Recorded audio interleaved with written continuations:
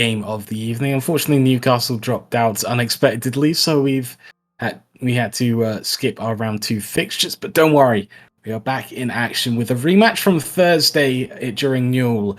UWE Sea Stags facing off against Staffordshire Bim Bam on stream next. I was there on Thursday casting this matchup, and it went all the way to game 5. And we have another 5 games possibly facing us next. My name's David Dragon. I'm joined still by I've forgotten how to pronounce it. Through that entire last series of insanity, I've completely forgotten how to pronounce Newer's name. So I'm good for the Newerlaic. Yep. Time to say that over and over again and just sort of slip it in. Yeah, don't worry. We'll spend the entire off between the next series just practicing that over and over again. It'll be totally fine. As I say, my fault. I shouldn't have gone with an Irish name and then come and cast with a bunch of Brits. That's on me. And look, the important thing here is not my name, but this series, which should be a banger. As I said, we have a potential 5 games to go again here, and only one of these teams will stay in the upper bracket. And I mean, the important thing about staying in the upper bracket is you do give yourself 2 chances still to qualify then, essentially, even if you lose in a qualifying game. And these are both teams that I think have aspirations of actually making it through to the EURC main event right now. So they'll want to win this series. They'll want to keep those hopes in the upper bracket alive, and they'll both be, aware that this is a series they can win. They'll both be aware, considering the Game 5 matchup they recently had after Staffs. It's been a tough week for Staffs. I mean, they dropped out of NSE Nationals, struggled to qualify for that. They faced off against UWE in Newell on Thursday. They missed out on the win there. And now they have to face them once again in this playoff. It's become quite a grudge match between these two teams, and Stas will definitely be looking for revenge. They definitely will, as I think especially seeing some of the banter that is going on in chat, as some of the UE players are claiming that they're just farming staffs in various events at the moment, which, I mean, I guess we'll see how true it is in this series right now. If UE can come out on top again, or if staffs manage to actually pull it back this time, get their revenge, and keep themselves alive in this tournament, put themselves one step closer to actually getting to that EURC main event. Well, I don't think UWE is particularly known for their farming courses, but I'm sure they've learned a lot facing off against this Staffs team. But I don't think we should hold them back. Let's get this game going, as the two teams absolutely continue. This is what happens when we get 2 UK teams facing off against each other. Both teams sort of have reasons to dislike each other. As we start off the game, Theorist winning the kickoff, finding itself deep to the Staffs half. Whiff coming through from Josh. It's Incog coming through, looking for the backboard. Loz will clear it off as Staffs trying to escape, but Theorist won't let them, starting off with Bread. Needs to take control, flicks it up high, but Sebadam perfectly equal to that. So much experience coming through from Sebadam, and so much experience showing as he takes on Josh and wins. And I mean, you can already tell the difference in pace from our first series of the evening as Sebadam carries that one through. And it's one of the reasons there that you can't give someone too much space on those air dribbles, because even though Sebadam ran out of boost at the end there, just the momentum of falling out of the sky onto the defender meant that he had enough speed to dunk on it there. So a little bit more proactive defense would be nice out of Staffs in the rest of this game, but, I'm not expecting to see dunks like those happen too often either way. Incog looking to drop it down Sebadam's. Sebadam flies through, trying to find the finish. Theorist bouncing shots, just a little bit too bouncy, going wide. Loz looking for the backboard. Incog will defend it off there. Bread has an opportunity, going low and staying the course towards the net. Staffs find an equaliser, and UWE showing a little bit of why they're not quite the best team in the UK, but definitely still competing. Yeah, strong team, and they've had good early pressure, and then maybe getting a little bit complacent on the defense. That wasn't the best clear in the world off the back wall. You need to get those a little bit further towards the corner, and that's exactly why. If you don't get them far enough away, the ball is just going to come straight back on net, and then you'll cause the casters to lose their ability to speak English, and nobody wants that. Okay. It's an unfortunate situation on the cluster. Yeah, as well. Just sorry to cut across you there. That really should have been a goal. Really should have been. Loz looking for the top corner. Theorist sending out wide. There's the better clearance coming through, but UWE not making the most of this situation. As Loz goes high, Sebadam doesn't move for it.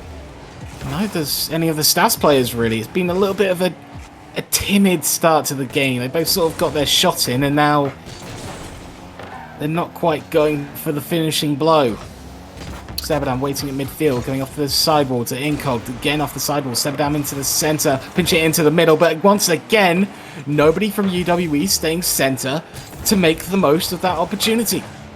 Yeah, it's a little bit rough. The chances are being set up there by both sides as they're doing. Stats did a great job of controlling the booster in that last play. There was really nothing there for UE on defense, but there was no killer moment there of just, getting the shot on target, taking advantage of the fact that there was a lack of mobility on the defense. And both sides really need to clean up this shooting. UWE hope to clear off this defense as they do for a moment, but it's such a loose hit. And again, nobody supporting on the attacking touch. Josh going in for a challenge. This is honestly a much better Staffs than we saw on Thursday. So much more aggressive, so much more confident. They just need to get themselves in position to finish some of the chances we were talking about. But what about Sebadam? As he comes off the crossbar, can't find the winning goal. To be honest, one more goal here could be the winning goal. Both teams have sort of had opportunities, missed out, had another opportunity, again, missed out. I feel like one goal could be the end of this first game if this trend continues. Zinkog try and pass it to the centre, but blocked out. Sebadam on the back, going for the backboard. Josh will defend that and take it down to the side. No moment to relax for either team. Yeah, no, not at all. It's end-to-end Rocket League as the ball is dropping into scoring positions, but not the shots just aren't coming through for either side. It's not necessarily been a defensive masterclass to stop those shots from coming through. It's both teams just not quite putting themselves into that last scoring position off of a good build-up play. Theorist going deep into the Staff's half, but Loz sends off the backboard towards the side. Sebadam choosing not to commit, decides to leave Staffs to go through, and Incog decides to leave it as well, leaving it for Theorist. That pinch sends it again back to Loz. Upfield. Bread is up, but Sebadam will read it better, taking it forward. 1 minute 10 to go in this game one. Theorist into the centre. Nobody's there for UWE. Loz goes a little bit too high. Allows a lot of time to recover for UWE. Sent right back. Josh avoids the demo. Maintains control. Puts it towards the centre. Gets Sebadam to jump. So Loz has control now. Theorist finds a block. A double demo comes through. UWE has the pressure as that drops down, but once again, nobody there in the centre to fully challenge Staffs in that opportunity. Sebadam, shot on target. Josh coming to the rescue of the Staffs team as we approach the last 30 seconds in game one. Bread to the sidewall, a very loose touch as Incog will take control up into the air. Josh letting it fly as it drops down for Sebadam in control. This has been it's difficult to say fantastic, but it's well contested. It's exciting. It's very well contested from both teams. The opportunities, like we've always said, have been there but not made the most of. And with 5 seconds left, it's going to be one last chance for that opportunity for the side of UE. They're not quite going to find it. It was a good demo. Oh, that's rolling. Ooh. That's the shooting, Dragon. I want the shots to be on target, and they're not always from either of these teams. And really, that's been the only thing from stopping this game from genuinely just being a fantastic game of Rocket League is the shooting isn't quite there for either side. They're not quite finishing those shots on target. And that just means that a play that looks really good and looks exciting ends up not really being a great play at the end of the day. I have to also say, Josh has really stepped up in this game. He's the sub coming into this team, not fully expecting to play. He's had some mistakes, but to be honest, he doesn't have a few mistakes when they're playing Rocket League. But he's really stepped up. 3 saves to his name, and how vital have those saves been in a game so closely contested between these two sides. Bread upfield, Incog sending it straight back, looking for the diagonal. That drops down into the centre. Josh, once again, he's there, keeping it out into the centre. Bread can't take it forward. Josh again will maintain control. Wins the 50-50 against Incog. Takes it away from Theorist. Incog into the centre. Sebadam shot. Bread coming to the rescue this time. UWE getting the early pressure on against Staffs in this overtime. 1 minute in, a demo coming through in the centre. Sebadam needs to make the most of it. He can't. It down into the centre. Theorist comes in and wins the overtime for UWE. That's well played by the entire side of UWE, getting the ball into that position. It started with Incog, it followed with Sebadam and Theorist. Finally, a shot is placed somewhere in the goal where there isn't just one or two goalkeepers sitting there. And unfortunately for the Staff's defense, there was really nothing to separate them from UWE in that game. But it's UWE who do come out on top. They're going to be feeling good. This is the team that's coming in with the momentum from the last time these teams have played as well. And starting and ending the game with a goal is going to take a lot of the wind out of Staff Sales, who put up a very good fight for most of that game, but just couldn't find the goals dropping when they needed them to. And then when it came to the overtime, the reset really helped out UWE. Yeah. As soon as the reset came in, Staffs were completely stuck in their own half. I don't think we saw a single moment in a full minute and I think 2 seconds of gameplay where UWE let Staffs rest. They took boost. They took shots, they had follow-ups, and that's how UWE need to play against the Staff's team, especially with the sub in Josh. Josh, once again, an incredible game one for Josh. Coming in as the sub is so difficult to do, but stepping up in that way is fantastic. But just the last mistake made let UWE through. So this is going to be an exciting series. It definitely will. And I think it's exactly what you were saying there. Is just imagine how different this game 2 looks and feels if we're going into it with Staffordshire having managed to close on one of their middle periods of pressure in the middle of the game. Because you called it early on. It was one goal that ended up being the difference in. And if Staffordshire had just snuck that in while they were on top in the middle of the game, instead of allowing UWE to just squeak to the overtime and then actually close out the overtime in kind of suffocating fashion, this would be a much, much different game 2. Moving out to the centre, Staffs for the pressure early on, but Sebadam, once again, this is such a dangerous opportunity. He doesn't have the boost to make the most of it, but Theorist has the follow-up. Josh blocking out into the centre. Incog to Sebadam. Brett makes a save. Taking out slow, flicks past Theorist. Can he have an extra touch? No, he can't. Incog save and blasting it up, back upfield. Loz comes out the 50-50. Theorist up, looking deep into the Staff's half. Blocked out on the backboard. Bread towards the UWE backboard. It hits the ceiling. Sebadam taking it out with a lot of control. Incog up to the ceiling. Can't find the extra touch into the centre. Theorist can't find a catch as Josh closed him down. Finds the pressure. Loz upfield again. Theorist shot blocked. 1 minute into this game, they are both producing the exciting Rocket League we got used to in game 1 as Loz clears it straight back upfield. Sebadam sending it back. UWE are starting to inch forward a little bit in terms of their attacking and defending lines. And Staffs are starting to get a little bit more stuck and entrapped in their own half. Yeah, and it's these clears are not always clean from Staffordshire. It's taking 2 or 3 players sometimes to get past one player of UWE. That's why the pressure keeps being there. That's why UWE keep being in these scoring positions. And it's why this ball could drop very soon for the UE side. 50-50 from Lozo, and here's the counter. Big shot from Bread. It goes wide. Follow-up needs to come through from Loz. He goes high. Where's the follow-up? Nothing there, but they have committed Theorist as they go to the corner. Josh can't find a second touch towards the centre. Bread. Blocked out by Incog as that shot goes just about wide. Loz looks past Theorist, gets it past another. Incog blocked into the centre, clears it out to the midfield line, but Staffs, they're getting the share of the pressure now. They've managed to wear off the UWE pressure for a moment. Now they have a chance to move forward. Until then, great demo from Theorist. The Incog comes through, great block from Loz. The shot's saved. Sebadam can't find a way through, and Bread introduces himself to this series a little bit more with a save to save Staffs.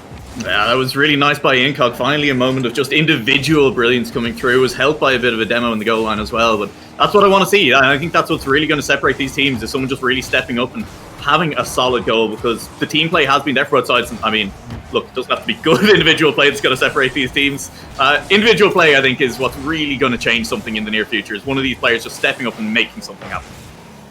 I'm going to argue with that and say it's team play. Team play, okay. Follow-ups, playing attack together rather than the single play. Of course, solo plays can happen anywhere, of course.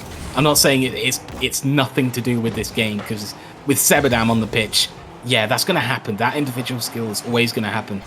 It's just, I think, for Staffs, if Staffs going to win, it has to be playing together. If UWE are going to win, they're going to have to play as a team in terms of the midfield line and hopefully unleash Sebadam onto the opposing net. As Theorist, shot goes a little bit wide. Loz will send it out to the midfield. Incog, control into the center. Josh, pushing it upfield once again. Here's Staffs, trying to come forward together. Bread wins 50-50. Theorist can't make the save, but Bread can make the solo play. I guess you do have a little bit of merit to your theory. I wouldn't necessarily call it entirely a solo play there. I think Theorist helped a little bit by missing the touch out as well. But that's what happens. And it's really against the run of play there, I think, that Staffordshire have managed to find the first goal in this game. It has been a lot of UE pressure. It's been them just peppering the shots. It's been the clears not coming through for Staffordshire. And finally, Staffordshire spend a brief second of time up in the other end of the half. They're the first team to capitalise on it. And with one goal, all that separated the teams in game one, one goal could be all that's needed for Staffordshire to take this game too. They can't let it fall away from them now to the UE pressure, though. Theorist in midfield, putting it into the centre. Sebadam is there, looking for a second touch, but Josh, great defensive work, getting back, making the stop. Bread, 0 boost on the sidewall, hoping to get Theorist to commit, but it's not quite the commit he would have wanted, maybe hoping for a whiff. Theorist makes a solid push into the Staff's half. Theorist, back upfield. Incog redirects it towards the corner. Bread is there. He'll need to take it a little bit more carefully than he did. That ends up into the centre. Theorist, shot saved. Bread needs to come through, but waits. And Sebadam is there looking for a second touch. What angle? Can't find the second. Incog follows through. There's the equaliser with 30 seconds to go. That is not how I thought that ball was going to go into the net. But hey, there's the team play you were talking about. And it is now just UE. That's the pressure that's been there all game. That's where they've been managing to link up. And it's where in game one, they weren't able to find the finishing touch. The little bit of magic from one player to actually get on the end of the ball and get a shot on target. Sebadam is the player you called out for doing it. Sebadam's the player who really set that up. And Incog capitalises. UE now look very strong to take down this game too, to me, because they have been the team with pressure. And if they can actually start to finish these goals, they'll look really, really good in this series. Sebadam pushing it towards the sidewall, blasting upfield. Incog needs to find a redirect, doesn't find it. Loz has a follow through with the last 10 seconds to tick down. This would be absolutely killer to UWE's momentum if the Staffs could find a goal in the last few seconds. They don't. We are going to overtime once again. This reset, will it help UWE once again, or is Staffs the one who need it? Bread, his shot, easily saved by Theorist and sent upfield. Loz towards the corner. Sebadam, what a shot! What a read! 10 seconds in, and UWE take game 2. I mean, a little bit different how overtime went in game one, but what an exciting way to end that one as well. And once again, it's the overtime. It's Staffordshire. They have the momentum in the middle of the match. They're able to push forward. They get a goal. They tie the game up. They took the lead in this game.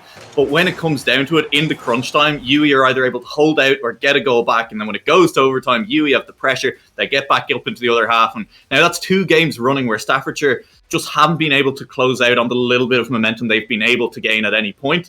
And all of the momentum for UE is starting to show in this series, because even though it's been 2 close wins, though it's been 2 overtime wins, it is now 2-0 in the series. It's now reverse sweep territory for Staffordshire.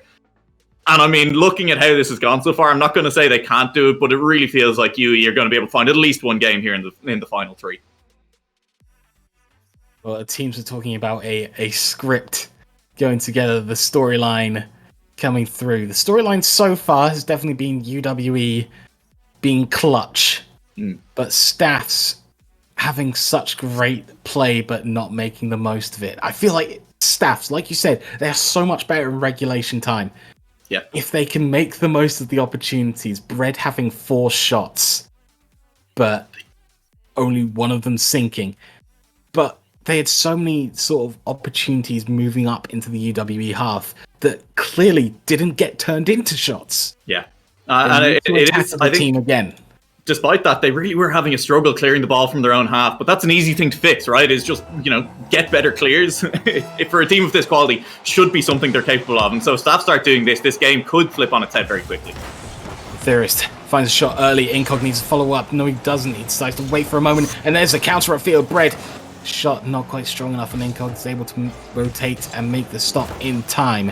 Josh, 50-50, ends up flying towards net. Bread clears it out in towards the centre. Loz doesn't find a strong clearance. Cytheris can move again. Bread out to the side. Incog letting it through. Sebadam is there. The shot's just off target. Incog with a follow-up. Moving off to the side. 30 seconds in, and UWE have the early pressure. Once again, a reset being the advantage UWE, but Staffs this time weathering the storm against the team in red. Yeah, Josh with some interesting play, but it's not worked out as it just left the ball popped up in front, and Incog with a great finish there. I mean, it was creative play, but creative play can sometimes catch your own team off guard as much as it catches the other team. It's just a shame in that situation. But UWE taking advantage. Incog, good redirect to finish off the play. Sebadam and Josh coming together for the kickoff. Incog takes it forward, but might not have the boost continue. But Loz taking it upfield. Theorist, a little bit of a weak touch to move forward, but it does work out as they are in the staff's half. Loz, flick forward. Sebadam is there to help clear it out. Takes it into the dribble, straight to Incog. Incog doinking it forwards, but Josh saving it on the line. Theorist now upfield. UWE starting to convert to their pressure into a lot more dangerous chances. Slight double commit there means that Theorist of Wind can't follow through. Loz upfield takes it past Theorist with dashes forward. Sebadam blocks it out. Incog coming through, takes it past Josh. Now the UWE pushing forward down to Bread to the side where Loz is. That is a great pass coming through from Staffs, and now Loz has a lot of pressure to put on.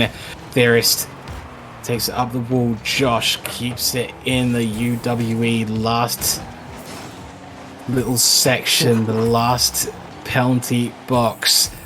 2 minutes gone in this all-important Game 3. UWE either looking to get a sweep or Staffs getting back into the series with this game here. And it does feel like Staffs need to score very soon, or the UWE pressure is just going to come back. It could just be one more goal for UWE, and from there it's going to be so easy for them to close the game out, as it's just been so close in all these series. Need to see Staffs score soon. Sebadam sending it back a field. Bread is there, takes it round the challenging Sebadam, learning from that Game 1 dunk that Sebadam had early on. Unfortunately, Staffs once again being a little bit loose with their passes in the last little section of the pitch. Save from Bread. Josh follows through. Sebadam blocked out by Loza. I'm not sure that shouldn't have gone in. I mean, that was 99% across the line, and it's managed to stay out, and that's a stay of execution for Staffs, because I have to stress it, I feel like if there's one more goal for UE in this game, that's it, series done. I don't know that Staffs have it in them to come back from the O2 in this. But with that save, they do still have the chance to come back. 2 minutes left on the clock. This is the game of time for UWE. This is a game of getting back into the match, and Sebadam always coming through with the goal you were talking about. Bread coming forward, flicks. Incog makes a save. Loza can't find a follow through. Sebadam can bring it forward. Josh finds a 50-50 to keep it in the UWE half. Incog clearance deep upfield. And Sebadam waiting for the touch to come through, but Bread sends it past him. 1 minute 30 to go. The game of time is slowly getting towards the win condition for UWE.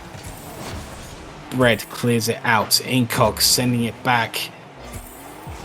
This is a game that has me on the edge of my seat. This is fantastic stuff from both teams. Absolutely, and it does feel a little bit though like in this game, you know, we've seen in both of the first two games a period of Staffordshire pressure that led to a goal that kept them in the game, that brought us to an overtime. It's starting to feel a little bit like that moment of pressure may have passed in this Game 3 without a goal for them, although I say that, never mind. He needed to save his flick for that redirect. It was close, it was close. Yeah, it was coming a little slow. It was coming a little slow. Save the flick for that extra bit of speed. Zincog pushes it towards net. Bread will save it. But this is all that UWE need. They just need to put pressure on and not let it slip, as they have done now. Just for the follow-up. He's on the post. Loza can't find an angle to put it through. Staffs might have thrown away the goal they really needed to get back into this. But they still have 30 seconds. UWE still going through with the current situation. Staffs need to get themselves upfield and get that goal, as Loza has a chance to do that. Can't take it past Theorist though. The last few seconds to tick down, 15 seconds to go. Staffs need the goal, can't get past Sebadam. Josh lets it fly past Loza. Good start from Sebadam, and I think this might be it without bar a miracle play from Staffs. UWE have weathered the storm that Staffs have put on. And the sweep, it's not a telling sweep of who was the better team. It was such an even match throughout. But UWE really move on. It was crazy. That was one goal the difference in 3 games. I mean, the final score across 3 games was what, 5-3? 5-2? I can't remember. maths is hard. But, you know, 2 of those goals coming through in overtime for UE as well. And as you say, it's a little bit unfair to Staffs. They didn't look like a team that deserved to be swept in that series. They didn't necessarily deserve to be swept in that series at all, especially in Game 3. I felt like for the second half of that game, they were the team that were camped in the UE half, and they just couldn't convert the goals at the end. Some good defense coming through, some shot placement that went a little bit awry from Staffs, meant they didn't find the goal that they really needed in their long period of pressure in that third game. And that just means UE, at the end of it, managed to complete the sweep. They take it down 3-0, and they'll move on in the tournament with a much better looking record than I think maybe they have any right to after that series. Well, Staffs will move into the lower bracket, and any team that comes up against this Staffs side, yikes, that is going to be a tough matchup to go up against. But fortunately, we do have the next matchup, which doesn't contain Newcastle, so we won't be it won't be taken away from us. Moving on to the next best of 5, which will be Liverpool facing off against Lankers. I'm not sure if we are taking a break as we're moving on straight into the next lobby. But, it should be an exciting one as well. I'm excited for this one because I know some of these players. I was casting the Liverpool team at Society Showdown, so I know a little bit of what's going on. So I'm looking forward to that one. I think it looks like we are going to be taking a break after All Dragon. So we will be back in just 5 minutes or so.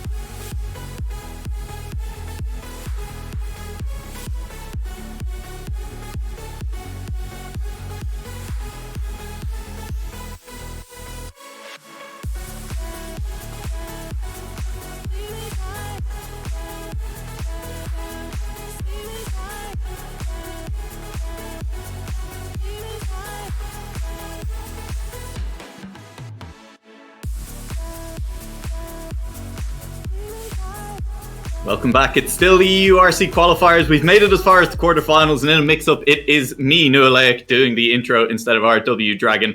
But that doesn't mean the Rocket League's going to get any less exciting. We are now bringing you the Liverpool Arctic E-Boys versus the Lancaster Lankers A, which, you know, we're in the quarterfinals. Both of these teams have proved they deserve to be here so far, Dragon, and I'm looking forward to a good series of Rocket League.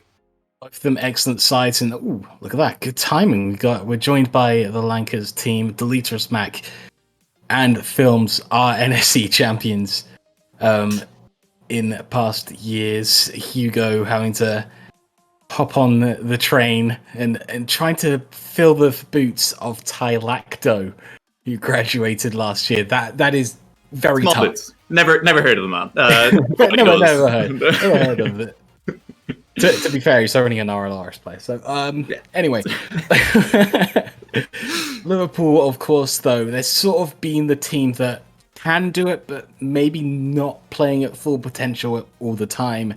So they're sort of a fairly hot and cold team sometimes, and it can be frustrating watching them, sort of knowing you guys can be so much better, but you're just falling a bit short of what you could do. And they'll be hoping to sort of break up that conception of themselves by qualifying for EURC from the upper bracket, I feel. Yeah, I'm sure they'd love to. They had a fairly deep run in last week's qualifiers, but unfortunately, obviously, didn't make it all the way. I don't think even got a qualifying match out of it. But as you said, a team that can be inconsistent at times, and I don't feel too bad about calling them that because that was how they described themselves to me the first time I ever talked to them. So, yeah, they're definitely aware of that reputation, and as you say, will be looking to break it, looking to go all the way in this tournament, and hopefully managing to take down Lankers A here. But it's not going to be easy for them. It's a very good side they're up against, and I think eyes on Hugo to see how he actually fits into that Lankers A squad and whether he's able to keep up with the pace of play, because I expect this to be a fast game, if nothing else. Excessively speedy. I mean, D-Mac's been at the top of UK University Rocket League for a while. He knows what it's like. Films is an exceptional player as well. And CLJS, he's not shy of competing at the top at least. And Wambo's made a name for himself a little bit. Rista and Rowe used to be the two players for Liverpool who just sort of play everything out, and it was a rather awkward thing to cast, you know. Rista Rowe. That's it. Glad Rowe's been subbed out for today, and that's nearly going to be the early goal for Lancaster, but they've kept it off the line for the moment, have Liverpool, and they'll now look to finally get the ball clear. As you say, CLJS subbing in for Rowe, so I think eyes on CLJS as well in this game, because when you sub out your captain, you always need to be sure that the player who's coming in is having an impact on the game as well, I think, even if it's not always a very visible impact to us on the casting desk. This ball will fly near the Liverpool goal, but they've managed to keep it off the back wall for the moment as Wambleton Jonathan, give them their full title, is looking good in that corner at the moment and will face up against Hugo with this ball. Will manage to nearly win the 50, but it's high enough that it shouldn't be too much of an issue. Deltorius Mac first one to come in though, and now Rista down to CLJS, but it's taken away by Films 3, who's in front of this goal. Will just get denied by Wambo John, who's gotten that ball all the way up now into the Lankers half. We see a proper attack. That's a good demo for Wambo John. This ball is in front of it, not quite finished by Rista. It's kept off the goal line. I think Rista could have turned in a little bit earlier there, Dragon, potentially just finished that one.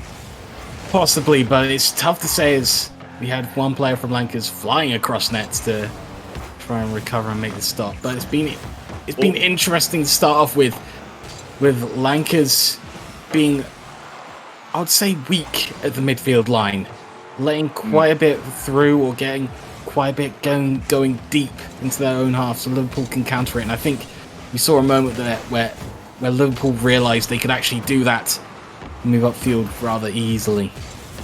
Yeah, and it'll be Wambo John. He's trying to do it again, and I think it has been Wambo John, the playmaker for Liverpool thus far in the game. Will be demoing Deltorius Mac in the background again on that one, but nothing to come of it now. It's given plenty of space to Wambo John. That's an interesting pre-jump. Kind of slowed down the attack there a little bit. I think a little bit more of a chance for Liverpool to actually get towards Lankers' goal there, but hasn't been taken. So with 3 minutes remaining in this game, we will remain at 0-0. The attack is cut out once again in the middle of the pitch by Lankers. Once again, Liverpool just waiting, biding their time, staying deep, waiting for the moment where the Lancaster defense shows a moment of weakness at the midfield line as they did there, but still unable to all sort of move forward and maintain possession at the same time, as Lankers can push upfield once again. This is it. We're looking now for a passing play out of Lankers, but it looks like it will be cut out, and Rista will come back. Doesn't want Wambo John to have all the fun. We'll get a demo for themselves. Deltorius Mako still has control, still has the ball in front of it, and Hugo just a little bit too slow on that one. Not able to catch up in time, which means the counter-attack will come through again. That was a really good scoring chance for Lankers. They haven't capitalised on it, and now Rista in the way will just get dunked on by Deltorius Mac in defence, but it hasn't gone far enough. CLJS looking for the double tap, won't come through. And an easy clear for Deltorius Mac on that one. It's dangerous at both ends, but I don't feel like we've been seeing quality shooting coming through to actually threaten any of these players, make them get up and make those big saves. And there's still no saves made. Hugo is reversing. I don't think expected the ball to come all the way across face of goal there, to be fair. It just bounced through two players. Films committing to the corner a little bit too early before DMAC could get out and escape to help out the situation at the back line, and Hugo just... I agree. I think he just sort of thought Films might have had it to come through, or maybe DMAC would recover and put it across the net with a little bit more power so none of the Liverpool players could react in time. But in the end, Liverpool 1-0 up. Yeah, goal's a goal, and Liverpool 1-0 up. They could be 2-0 up here. That shot's going to go in. Wambo John used a Lancaster player to get it in at the end of the day, but, you know, had the power behind the shot as it stood. Yeah, I don't think... Yeah, Films just trying to divert it upwards off the crossbar and away, but enough power coming through from Liverpool to make sure it came off the wrong part of his car and only flying to the top shelf. Wonderful placement from Films. Wonderful placement as usual, but not quite in the right net. This time around, exactly. Happens to the best of us, as we'll be looking to place one into the opposite net in the near future, we have no doubt.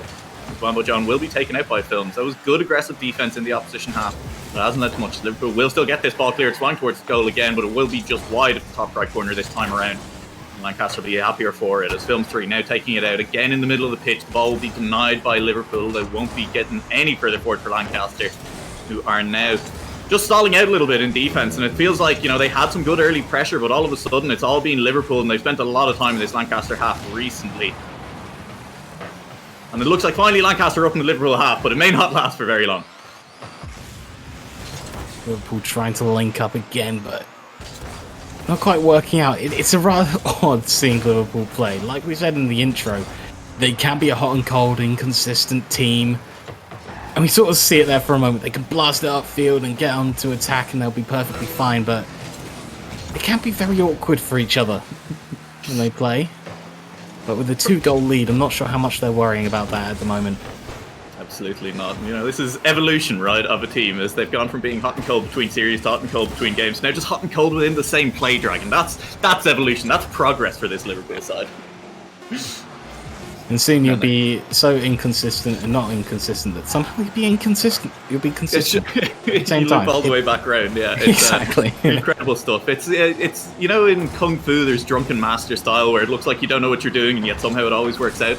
That's the new Liverpool style of play. It'll be coming here soon. This ball should drop soon in game 1 as the drunken Rocket League players of Liverpool. They're not actually drunk. I don't know that. It is a Saturday though. Maybe they are. All I'm saying is they've won game 1. That might be what Rowe's doing at the moment, but I doubt this team have gone into it under the influence. Fingers crossed. Fingers crossed, you would hope. That's actually tickled me quite a bit, actually. Lankers at the moment, I said it during the game, their defense at the midfield has been a little bit... has a few gaps in it that have been used by Liverpool quite well. Start off with and get upfield. Liverpool at the moment, perhaps being a little bit too patient for that moment, but it has worked out. So I can't really complain about the situation they're getting themselves in, where they have scored 2 goals with Lankers being struggling to get shots with only 4 to their name, and just Lankers not playing their best. I think that's what can be put down to. I think looking at it as well, you know, Liverpool, you're saying maybe not taking advantage of those opportunities that they've been presented with as much as, you know, potentially they could. I think looking at it, you know, Rowe is normally a big part of that offense alongside Wambo John, and that's part of what happens when you sub a player out is, you know, all of a sudden players are in slightly different positions and fulfilling slightly different roles when it comes down to the offense and the defense. And credit to Liverpool, they're doing a good job of it so far anyway. We'll start off with Rista versus Films on the kickoff. And here they go. Yeah, and it'll go in the favour of Films this time around. Hugo up for it as well, but will be beaten by Wambo John. It's directly to Delatorius Mack, who will hit it high off the crossbar, off the backboard even. It'll be there. It'll be over and over CLJS. And Film 3 just too quick on that one. It was an awkward backboard bounce, but just Liverpool not resetting correctly off the kickoff. I think as soon as that sort of bounce happens, you immediately have to go on the front foot, just as Films did. Always such an awkward moment when it comes flying off the ceiling or down the guillotine. You have to deal with it immediately. Of course, a couple of French teams playing in this tournament as well, so the guillotine if they ever show up. But, that doesn't matter as Liverpool just go straight back in the other direction. No guillotines involved in that one. Just a straight murder. No awkward bounces here, just great passes. My goodness. I've casted with Danny Boy ATM quite a few times. He comes up with some interesting similes in metaphors. This seems to be a thing with Irish casters. We have no time for English language and metaphors and similes because there's just goals going in as well, Dragon.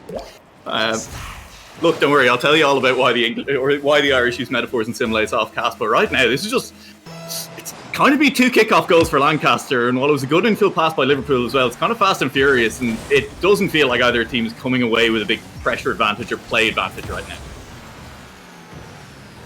Well, it's stuck in the midfield. Nobody's getting consistent pressure, which is what I always like to talk about. I always want to see a siege offense coming through from the attacking team, but when you have one chance and one goal and one shot,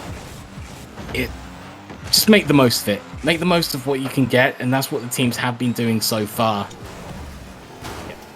They have, and the shooting has been decent when they've been given an open net in front of them, but the trick will be to create those open nets. Liverpool looking to do so here, won't quite manage to pull it off. Wambo John is beside CLJS, will try to find the pass, but will just find Film 3 in the middle of the pitch, and that's nearly gone in. It's raffled off the crossbar. Hugo nearly managed to get that one in. It's heading now towards the Lancaster goal at the other end of the pitch, but it won't have enough power to find its way there. Hugo, though, redeems himself with a better shot this time around from a harder angle. Bouncing awkwardly off the corner means Rista will finally manage to get that ball clear. That was a good couple of shooting attempts created by Lancaster. Not quite able to capitalise this time around, but it's definitely better attempts, as that's now dropping for Wambo John, won't quite manage to find the touch to it. And so this is just an open net at the other end. Hugo will just try and run it all the way forward, will not manage to sneak it in past post as CLJS recovers in time. Not enough boost on Hugo to make that run the length of the pitch. Needed to have a hook shot at the end of that, just blast it into the top shelf, as opposed to running it in. Just a moment of bad choices going through from Hugo. Yeah, he's putting on some good chances for Lancaster, just a choice not quite right in that situation. Yeah, and good chances. The name of the game here is Liverpool struggling to find any of their own as they're still 1 goal down as we head towards the last 3 minutes of this game. This is another chance for Delatorius Mack, won't manage to find that one, but turned well towards the goal. Means it's an awkward one. The Liverpool defense to get clear. They will finally do so. Wambo John will put it forward, and it has been Wambo John setting up this Liverpool team for success a lot of the time. Won't manage to do so this time as the clear comes through from Lancaster. CLJS touching it down to the corner. It'll be Wambo John to follow it in. Wambo John put it in the middle, and Wambo John to get the demo to potentially clear the way for Rista, but Delatorius Mack. Doesn't matter if you demo one, there was 2 Lancaster players sitting there. And I think Wambo John has decided to just use his body to clear the way for the ball more than anything else so far. Very safe play from Lancers. Make sure they were completely demo-proof in that situation. And being safe like that in this situation, as much as it might not be as exciting as we would want when you have a 1-goal lead, 2-1 up, being less exciting on defense is what you need. It's just smart play from Lancaster. They're leaving not much room for Liverpool to get back in this game. Wambo John is maybe leaving space for this offense to continue for Lancaster. It'll be another touch from Hugo. Is anyone still there from Lancaster in the middle? It looks like they've had to go out, find some boost. And having done so, they're now ready to continue the counter-attack. That's passed towards Hugo by Films, but it was just a bit too much on that pass, and so not able to make contact. I like the idea of it, though, as that was good. Wambo John will turn the favour on 2 at the other end of the pitch. It's an open net. Hugo is the only one. And the double touch will not come through for CLJS. Hugo did enough to get in the way of that one. That's getting in the way of Liverpool play that hasn't worked out for them. They're starting to go for a lot more demos. They're fed up. Yeah. Get out of the net. Yeah. We want to go. Just let me score and let me do it on an open net. That's the call from Liverpool right now, but Lancaster not giving them their wish. That will be another demo coming through from Wambo John. It'll be CLJS off the wall looking for Rista, but again, good defense. Again, a Lancaster player up quickly off the line and able to save. And this could be the counter-attack now. It's dropping for Hugo, but there is still a Liverpool player in the way of that goal line. It's once again across the face goal. Rista has no choice but to put it high. Wambo John picking up boost, will contest this ball. 50-50 goes into the middle. Delatorius Mac off the back wall, will find not the second touch, and it drops on Wambo John's car. Once again, you can see Liverpool players looking for the bumps in front to goal. Wambo John will look for a bit of magic. It'll come off the back wall. It's nearly there for Rista. Can't quite find the angle on a great pass from Wambo John in front to goal. Although I think it has to be said that Wambo John was probably looking for the shot there rather than the pass. Absolutely. Liverpool.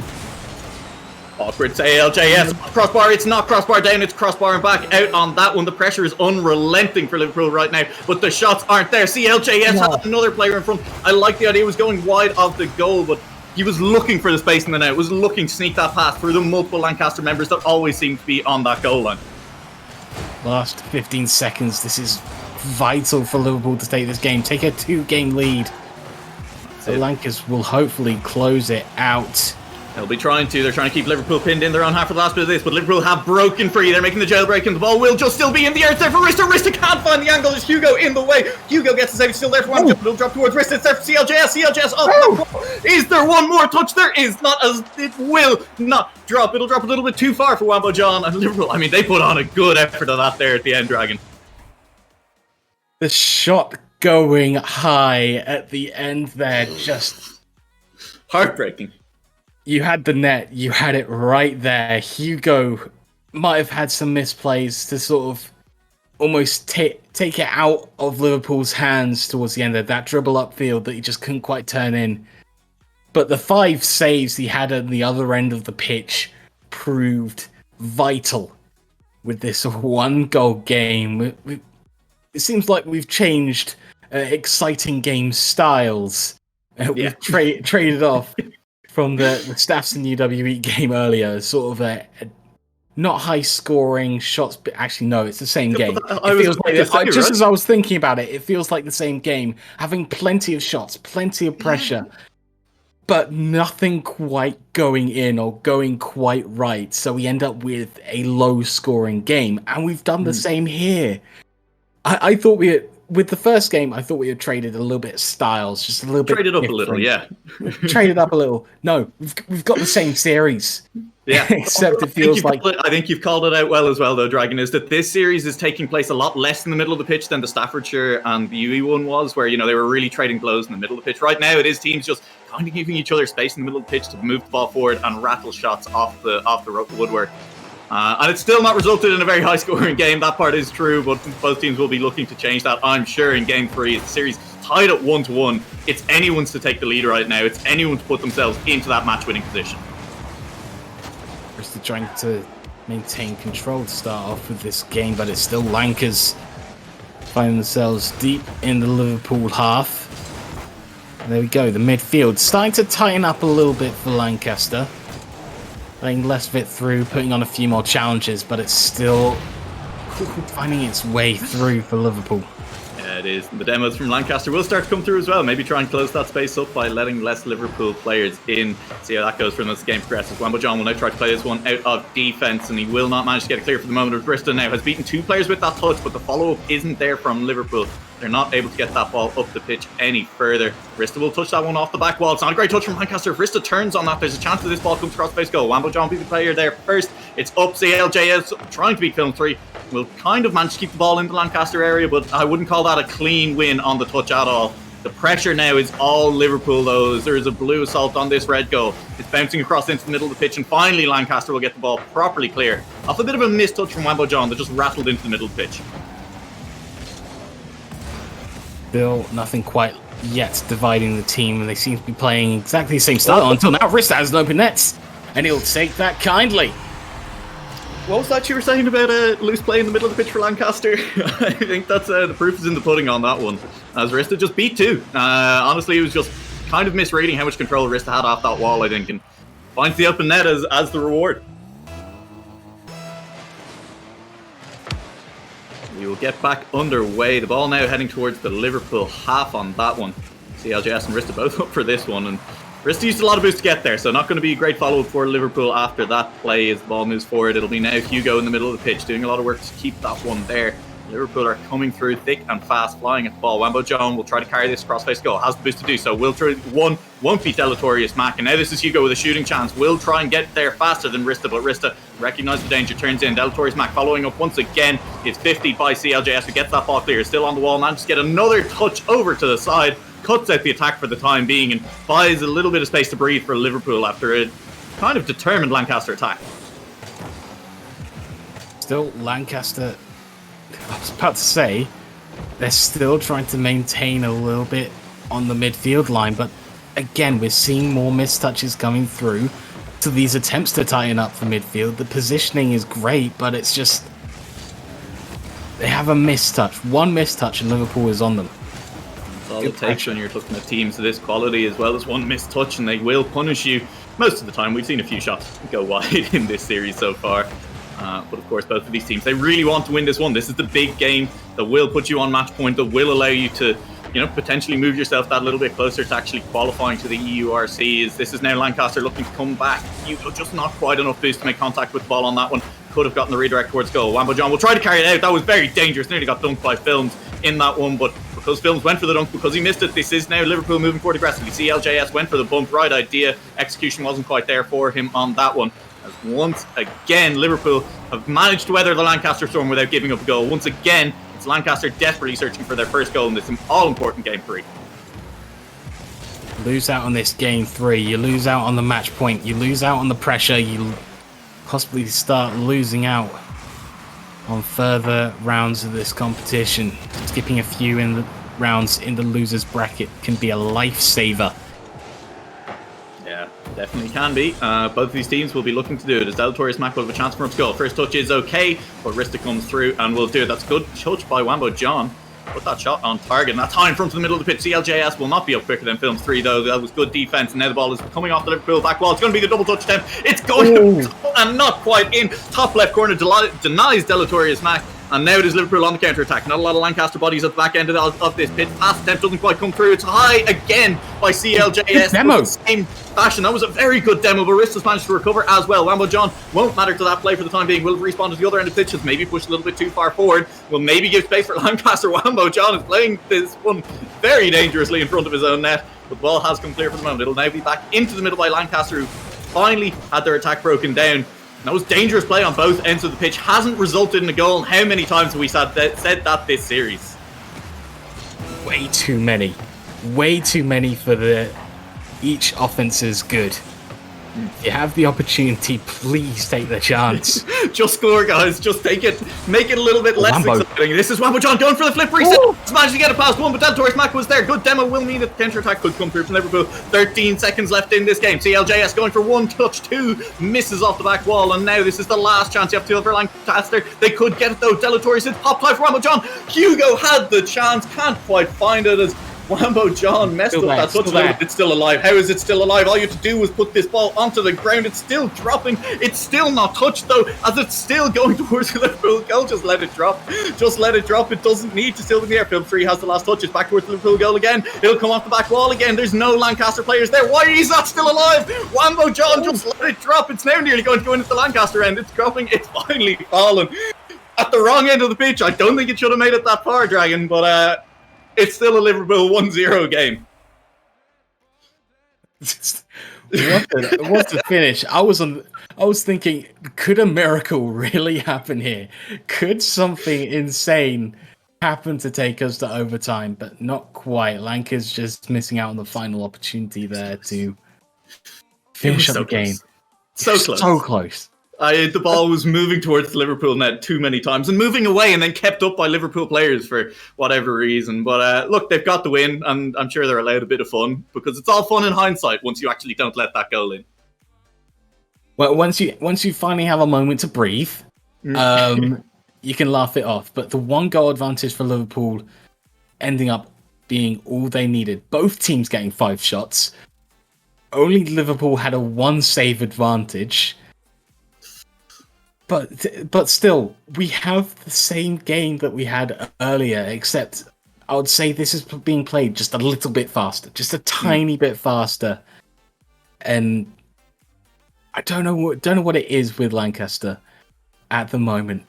They are setting themselves up in the perfect positions, but they're not making the most of it.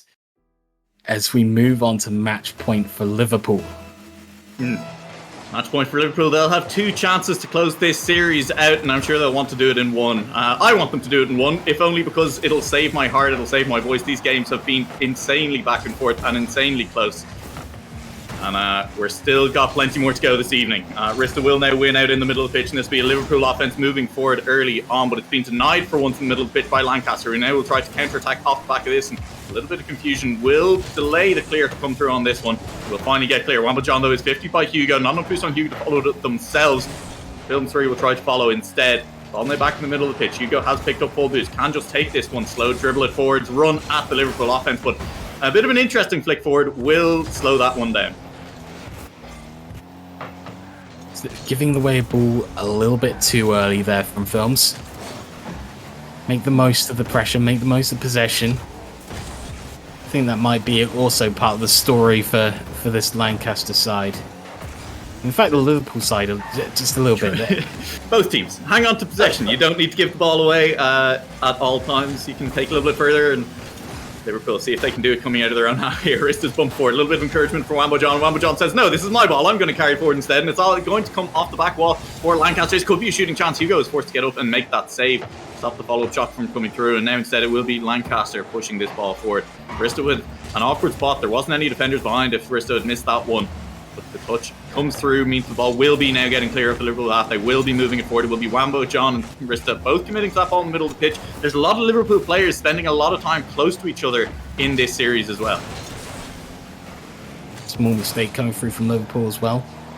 But Lancaster putting on a little bit of a siege early on. It's just not being converted into the right sort of pressure. You're keeping Liverpool in their own half. That's first checkbox ticked. But you're not getting the chances to make the most of it. CLJS can't finish one of Liverpool's first chances of the game. Yeah, but I like the idea. It was taking the time on the shot. It wasn't shooting too fast or, missing a potential because of that. But CLJS will just miss the follow-up then, right as I was praising. Shooting attempt. Rista will carry that ball forward. We'll look for a teammate in the middle. That's a good pinch into the middle. But nobody there and the ball a bit high anyway. Wambo John now has been quiet for the last game and a half, really, I think, compared to how Wambo John started the series. We'll be looking to get back onto this one, but this will be Lancaster getting their chance to make their mark on game 4 here as Wambo John nearly hits that one into their own net. Was trying to carry it across face of goal, but nearly carried it all the way into the goal instead. Yeah. Let's play a little bit risky, even a little bit less risky. Here we go. Hugo needs to turn that in, and he does. Let's check. Checking goal steal. Players gone. Where are they all? All upfield. Sure. Checking goal steal. Yeah. No. That's ever so slightly coming off the post. I'm not sure how much that would have done. Rocket League physics makes it very awkward to try and predict where that's going. So we saw Liverpool there punished a little bit by pushing a little too far forward, and they'll want to cut that out. You can understand it, though, I think, in this game 4, when you do want to close that series out as quickly as possible. The desire to just get those goals, and when you feel like you've been denied by the Lancaster defence so often, by so many of them being there and the defensive rotations being good, why there is so many Liverpool players so far forward all the time at the moment. Liverpool come forward again.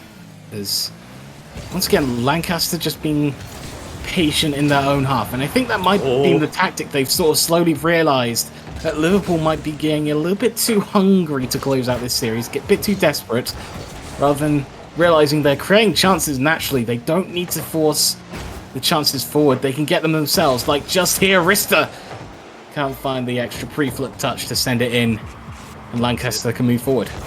That's it, but one of these chances will need to go in for Liverpool if they want to stay alive in this. They have managed to create a few of them naturally. They've kind of over-aggressed for a few of them as well. That ball's going to bounce high in the middle off Film 3, and a bump attempt onto Hugo. I think if that had gone through, you would have seen Wambo John diving for that ball, but it hasn't, and so it'll be in the middle of the pitch instead. Wambo John links up with Rista. All 3 Liverpool players forward once again on this, and Rista will be the player to actually knock it into the middle. Hugo, big miss in the middle, but CLJS not ready for that one, as you wouldn't be with how high level this game has been so far, as that will be Wambo John managing to find a save in front of 1. Will he find it in front of 2? Hugo flicks high, and it's an easy finish for Delatorius Mac, as Hugo sets him up for the easiest tap-in of this series. Where do you think you're going, Wambo John? Goodbye. out of the picture. Hugo with the flick that sends it to the crossbar, and DMAC there for the easy finish. I think Hugo actually going for the crossbar was the right choice, as one of the Liverpool players was flying across to try and make the save. Sending it high, sending it off the crossbar, set it up for an easy tap-in. Now Liverpool have 2 goals to make up in the last 40. It's a mountain to climb, and Liverpool need to start climbing it soon, as they only have about 35 seconds left to get this done, and they're still under pressure from Lancaster in their own goal. They'll be trying to get this ball clear, but not quite managing to do it, as Wambo John and Rist are under pressure from just the one man of Film 3 in that back corner. Wambo John off the ceiling, will land on this ball, will pinch it to Rista. Rista gets the shot forward, it's off the right post anyway. Film 3 there to cover, and that was a good infield passing attempt from Liverpool, but it hasn't paid off, and so they will now be still 2 goals down. 10 seconds left on this game. It'll take a miracle for them at this point, and it's starting to look like it is slipping out of reach. It looks like we're going to be heading all the way to a Game 5 in this quarterfinals of EURC. It'll be one last game, Dragon, to decide which of these teams will get their first shot at getting into that EURC main event. DMAC looking to put one last nail in the coffin with the help of films. Game 5, momentum, Lancaster. Liverpool just suffering a little bit from over-aggression during this game. They missed out on finishing the series. They do. And I think one of the major issues then, if you're looking at this Liverpool squad, is when they're playing well and they're playing their best Rocket League, it is a very aggressive style of Rocket League. So asking this Liverpool squad to slow down and play slightly less aggressive can kind of just cause almost more problems than it creates, I'd worry. Maybe this has been the real problem of ending up having to replace Rowe, who is most likely extremely used to the aggressive style of play that Liverpool have. DLJS now has to play in that style, playing the role that Rowe would usually have in the setup. So maybe that's where we're seeing gaps and issues and overcommits actually fully come through with this Liverpool side. But Lancaster firmly in the driving seat for this series, for this Game 5, and possibly moving on to the finals, well, this semi-finals or qualification match next up. But one game will decide it. We've seen Liverpool take 2. We've seen Lancaster take 2 now. It comes down to this. It all comes down to this as the players load onto the pitch for one final time in this series. It'll be Liverpool still on the blue side. It'll be Lancaster still on the red side. And it just needs just 1 or 2 goals and tighten up the defense. Get the middle of the pitch working well for your team, and you will be going all the way to that qualification match. You'll give yourself 5 games to put yourself in the URC main event. And both of these teams want it. We saw just how badly Liverpool wanted in Game 4. We'll see if they can actually turn that desire into some goals here in game number 5. That's an early demo by Wambo John. You really give yourself 10 games to get into EURC with the lower brackets. That's how important it is. You get to skip out on pretty much every single lower bracket game that you might have to play. You don't have to go through that. Your stamina levels stay high. It's so important that you make your way through past this final step. And Lancaster are struggling early on, but Liverpool unable to make the most of the pressure. Yeah, and early on, it's demos coming through once again for Liverpool. They've said, now we've heard you say maybe a bit less aggression. They're going all in on the aggression, and Wambo John in front of this goal. I don't know if that was a pass to himself. I don't know if that was a pass to LJS. I think it was just buying time so he could go and look for the demos, but didn't manage to find any anyway. And so the Liverpool attack slows down on this one. It'll be Wambo John turning in on this again versus Hugo in the middle of the pitch. Hugo comes out on top this time around, but not enough boost to follow it out. Means that Risto will get a big clear down into the Lancaster half. A good touch by Film 3, but it'll be just in no man's land. Liverpool players attacking this ball from every angle. It'll be Wambo John for a teammate down. That was a great pass in front. CLJS missed the boost in the corner, and so didn't have the speed to come in and actually finish that one. But good passing plays finally coming through from Liverpool. Another one comes through. A good touch by Film 3. That was such a difficult shot to save and such a difficult ball to get away from his goal line. Does it well, and the Liverpool attack has finally been denied in this minute and a half of play, and it'll look like it won't be Lancaster getting the goal back to the other end, but Liverpool, they've been shut down, and that had to be the goal scoring opportunity for them. Delatorius Mac, top right corner, won't find it. Where's the follow? Wambo John off the crossbar. I can't believe the ball has not gone in at either end of the pitch right now. Both teams just scuppering their chances and opportunities to take the lead in this all-important final game. And CLJS and Liverpool need to move forward as they can. They've just missed out on some boosts, mistimed some demos. And Liverpool, once again, missing out on a shooting opportunity. They've missed out a couple of times here in just this game 5. And we need to make sure that Lancaster misses out on this one as well if they want to. That's a good flick forward by Hugo. Twice now that Hugo's flicks have nearly managed to convert the game for Lancaster. Did manage to convert in game 4. That was Hugo coming up clutch again. Hugo will be the player to carry this ball forward as well, but it'll be met by CLJS off the ceiling. Hugo, though, has found an angle on that one. There's 2 Liverpool players in the way, but this is dropping for Phil 3, who will nearly CLJS. Great recovery. Came back from the middle of the pitch to make the hero play for Liverpool. Keep the score tied at 0-0. Del Torres Matt carrying that into the corner. Will be met by a Liverpool player on the way through. And now this ball is bouncing awkwardly. This could be a chance for Wambo John. Has the 1 touch. Does he have 2? Will not find the 2nd touch, though. Boost running out a little bit. The speed not quite there. Ristic looking for it off the side wall, but not there for Liverpool. That attack was a little bit scrappier than the rest of them we've seen from Liverpool in this game. Wambo John now going high. Again, Lancaster going all in for every single play they are making. But Lancaster putting on a great defensive opportunity to make sure they have strong follow-ups to every single all-in opportunities they have. They might not be the perfect ones, so they don't sort of get a full-on counter and end up scoring themselves.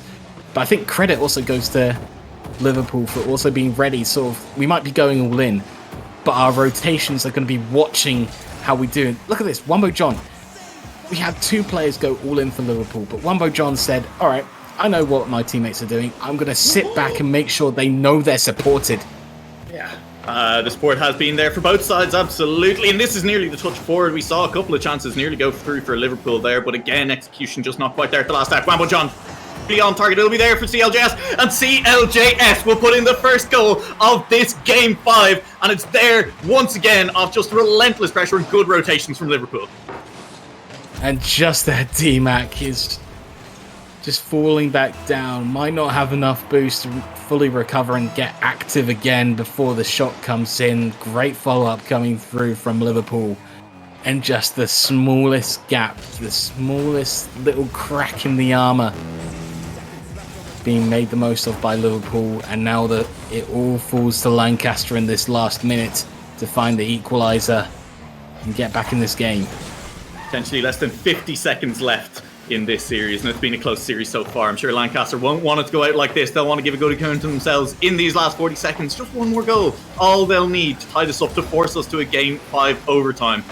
They've shown that they can do it time and time again in this series, and this ball is dangerous in front of goal. Rista will have to get a good touch, and does. It's a clear and left, which is enough to keep clear for a moment. That's dropping dangerously still in front of the Liverpool goal. That's a bump onto Wambo John. That means there's a bit of space here. D-Mac, though, is bumped by Wambo John as the follow-up.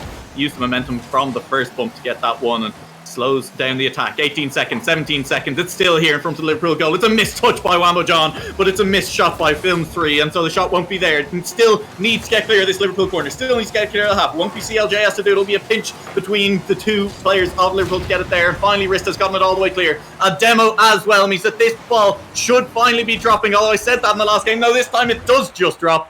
It will go 1-0 to Liverpool. And in a series that was this close, it feels only fitting that we go all the way to the last second of game 5 with only 1 goal scored between these 2 teams. An incredibly entertaining series to end off the quarterfinals.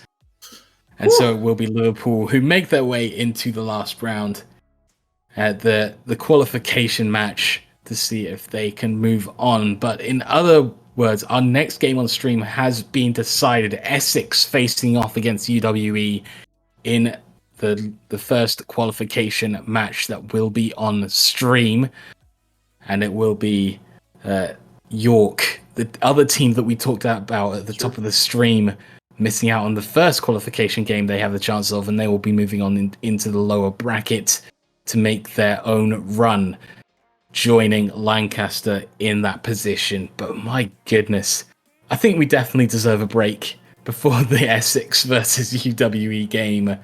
So we'll take that time out, but we'll see you for that series after this.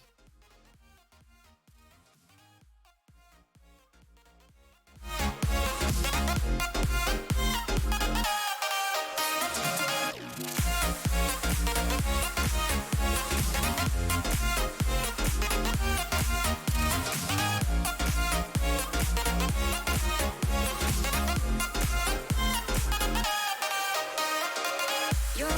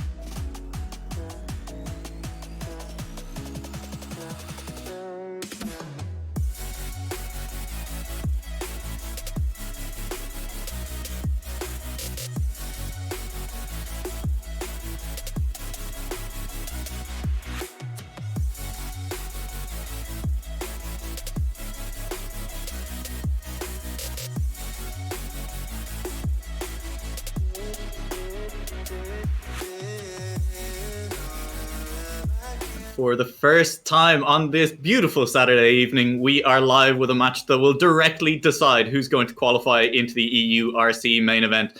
And honestly, Dragon, it couldn't be happening between two more exciting teams, I think. Both of these teams, you know, we've been talking about them, keeping an eye on them since the beginning of the day, and we are now set for a clash of the Titans here in this first qualifying match.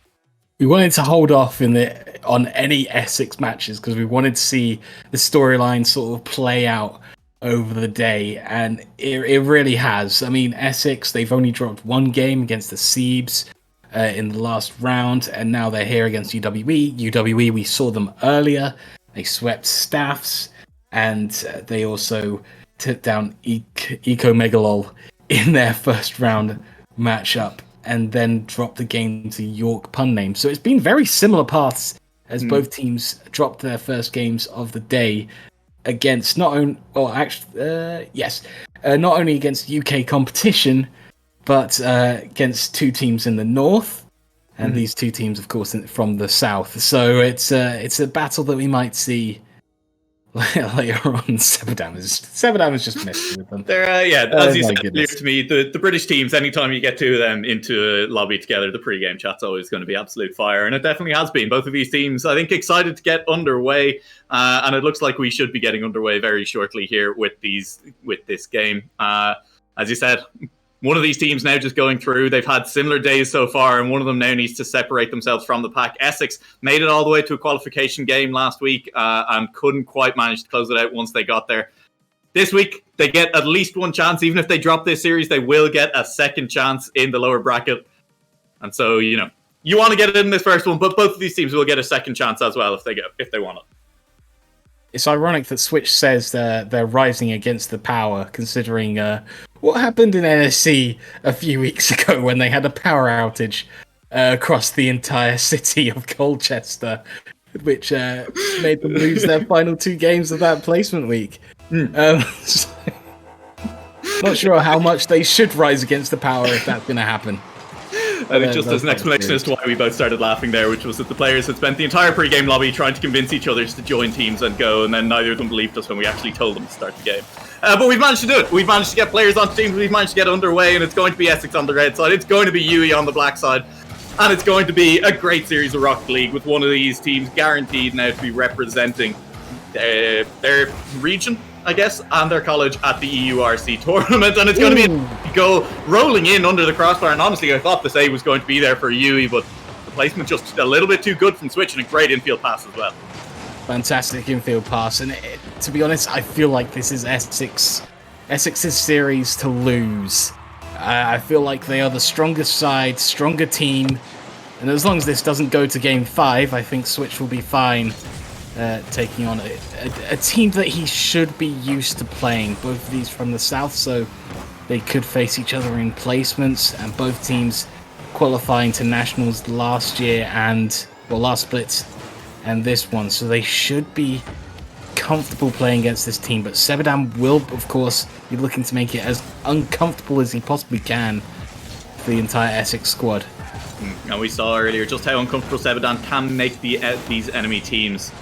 We'll be looking to do the same here against Essex, but right now it has been a lot of Essex pressure. This ball now clear by UE, but Switch one good touch down, and there was nobody there who was capable of getting to a great demo as well. And this is an Essex squad who are not just playing well individually, they are playing well as a team. The touches make sense every time I'm seeing an Essex player touch the ball. It's okay, I understand why they're trying to put it into that part of the pitch.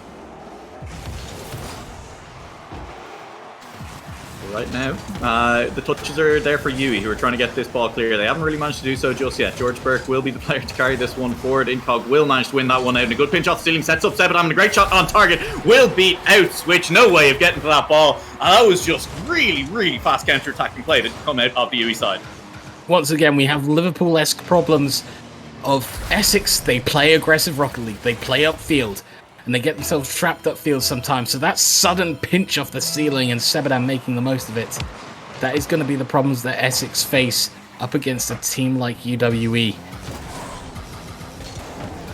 And it will be. We'll want to see them not get caught out too many times, even if you are aggressive, even if you're getting all the pressure, if you're not just getting multiple goals every time that pressure comes through.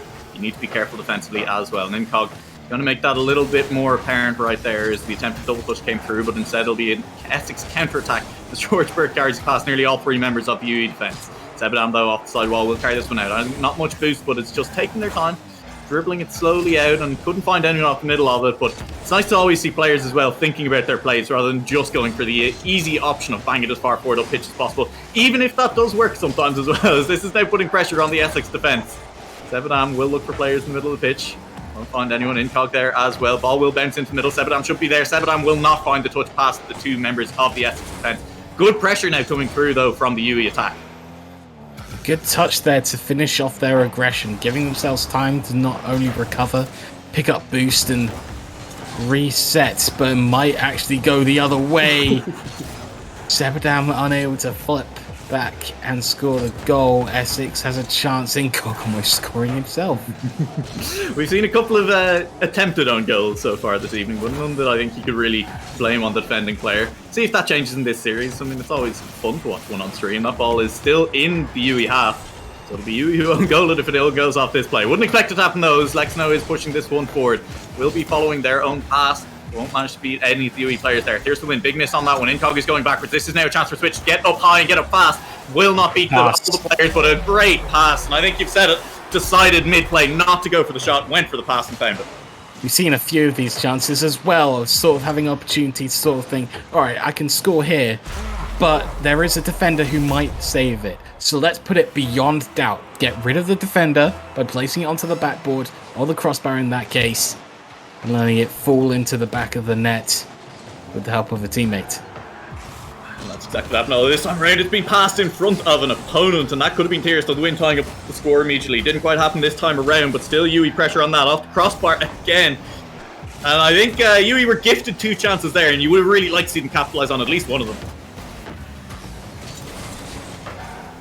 Incog putting that ball high. Lexno will take it off the back wall. Will carry it a little bit free stylishly out. Will be beaten by a couple of UE players, but now will be switched to carry it forward. One touch forward, a little bit too far in front of themselves, but I think the pass was nearly there. Players in the middle for Essex, not quite at the moment. Off the ceiling means that there could be a follow-up chance, but it's just Essex players using the time to regroup, get some boost on there, but isn't a big miss. I mean, you don't expect to see that in this series.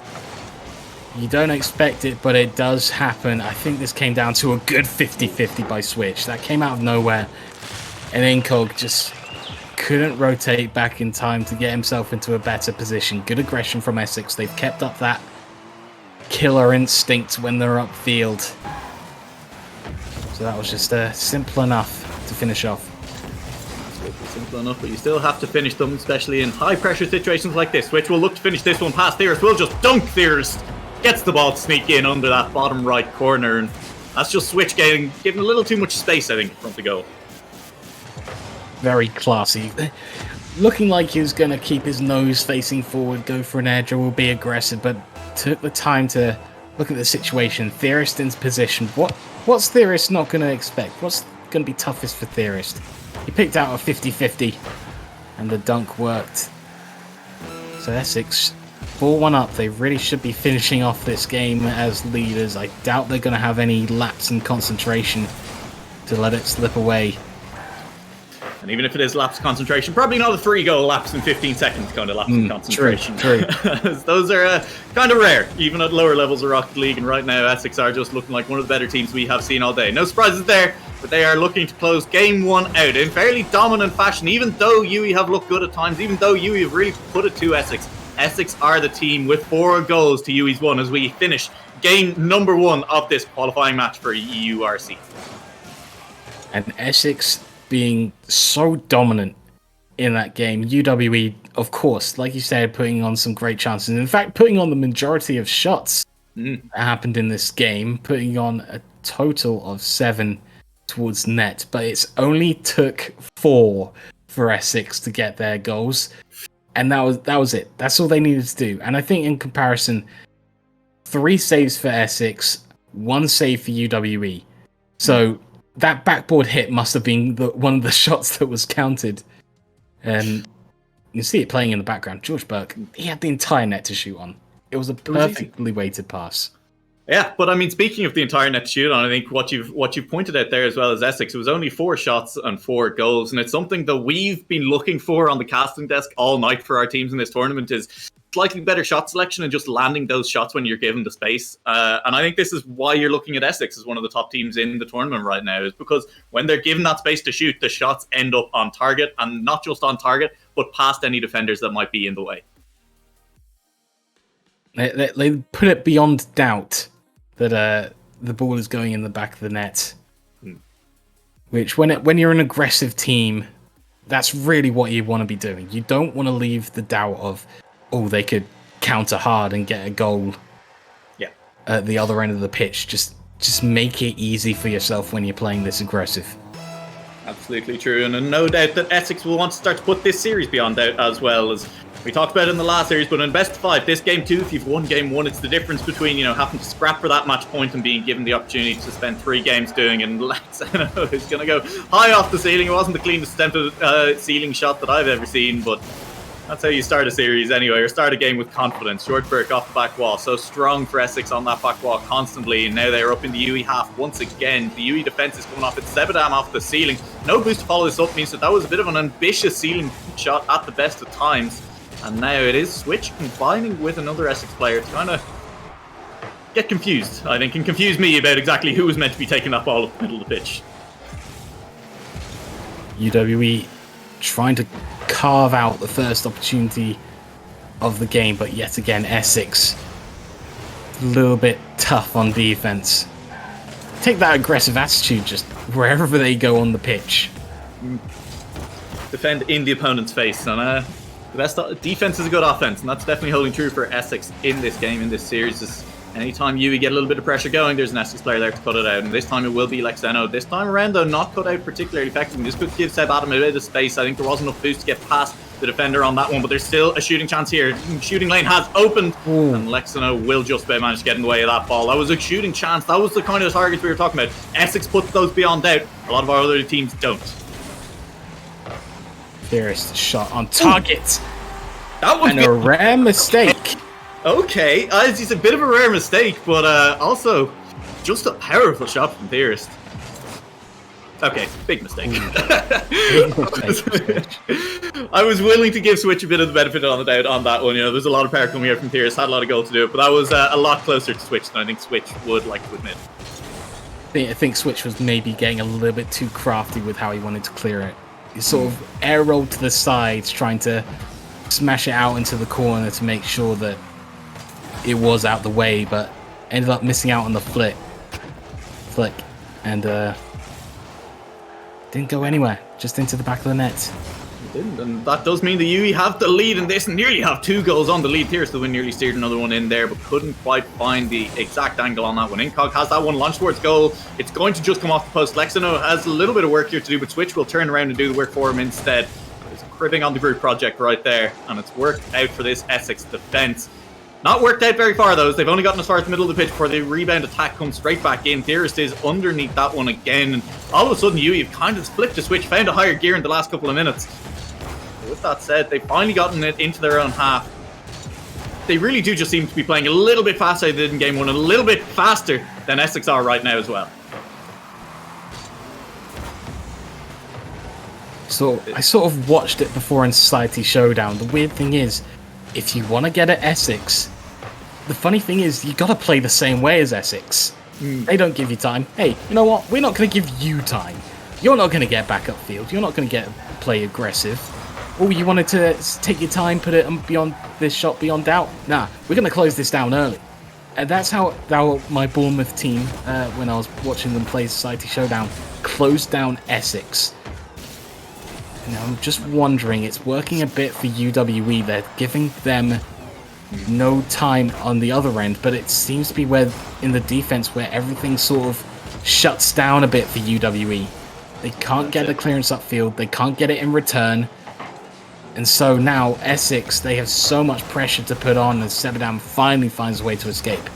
That's it. But if you, as you said, if you let up on this Essex side even a little bit, give them a little bit of room to breathe, all of a sudden it will just be Yui back on the back foot. So they need to not let that happen. They need to score another goal right here. Can they do it? No. Incog and Tyrus, I think, confused about who was going to be actually taking the shot at the end of that one. Had an open goal in front of them. That could so easily have been 2-0 for Yui. Could have been so easily put themselves in an easy spot. But now it is the counter-attack from Essex. It nearly turned in. Sebadam now trying to run the pitch. Can he get the ball clear in front Bumped by George.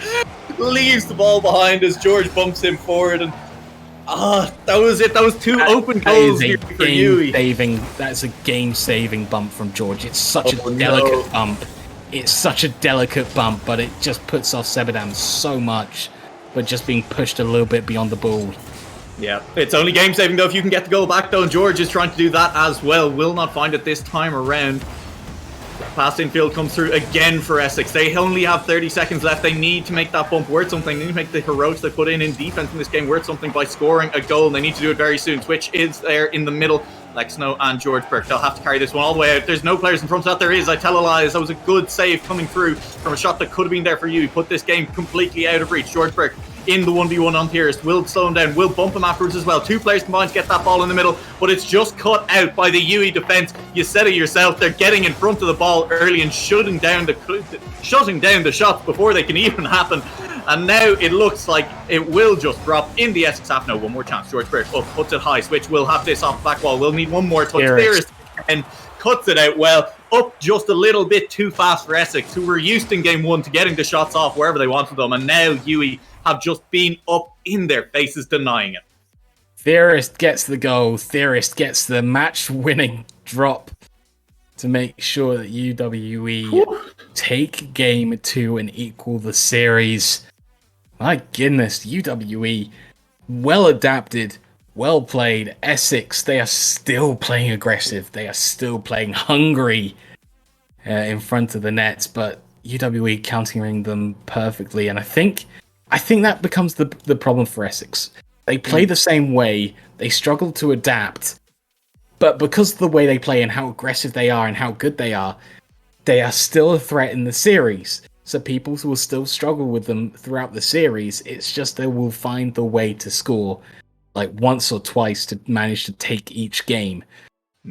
It's Essex are not momentum based. They are very much game to game sort of a team, which makes them tough to play against, but almost easy to win a series against.